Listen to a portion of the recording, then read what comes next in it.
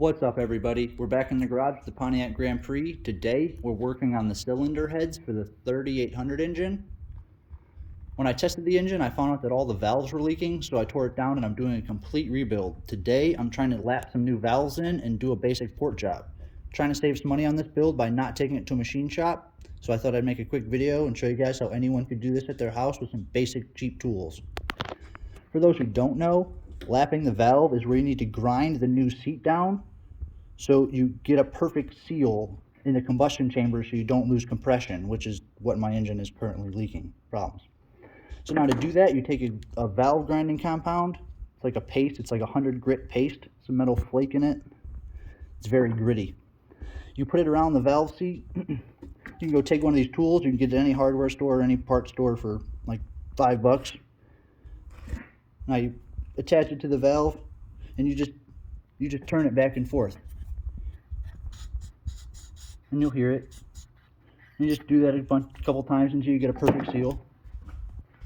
So now when you're done, the valve seat should be nice and shiny, no pits. And you can see where it sits here, side by side to the side I have done and the side I haven't done. You can just see all the pits, and I'll show you in a minute of how much it was leaking compared to the new one.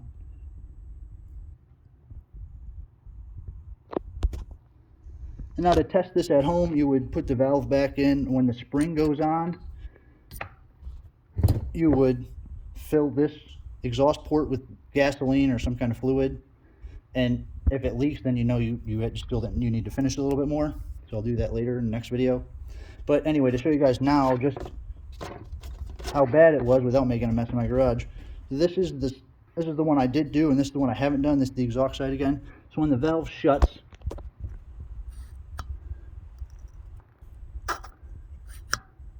no light should leak through. It should just shut nice and easy. There shouldn't be any air or anything should pass through when it shuts.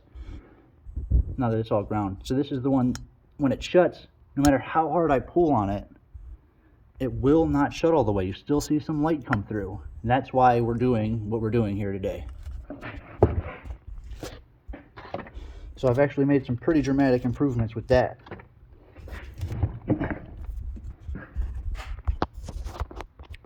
I thought I'd also show you guys with a basic Dremel tool, electric Dremel, and some basic attachments, sandpaper. We used a carbide bit and some grinding stones and some basic 60 grit sandpaper. I was able to port out both the intake and the exhaust, and so I haven't done this one yet, so I'd show you the stock casting, how the imperfections were. The intake wasn't too bad, just a couple sharp edges.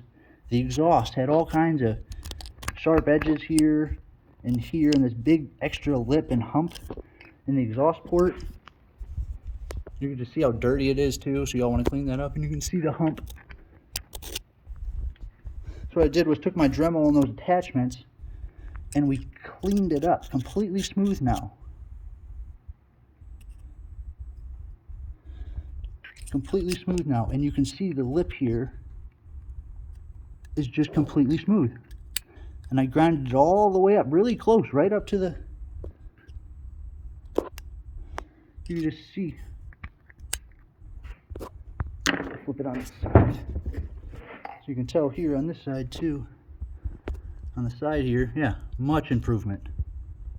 The imperfections, yeah, I mean, that's crazy, night and day difference. Anyway, this is just part one. Part two should be coming next weekend when I install the new springs. I have the rocker arms and all kinds of custom push rods for this engine too, so keep posted.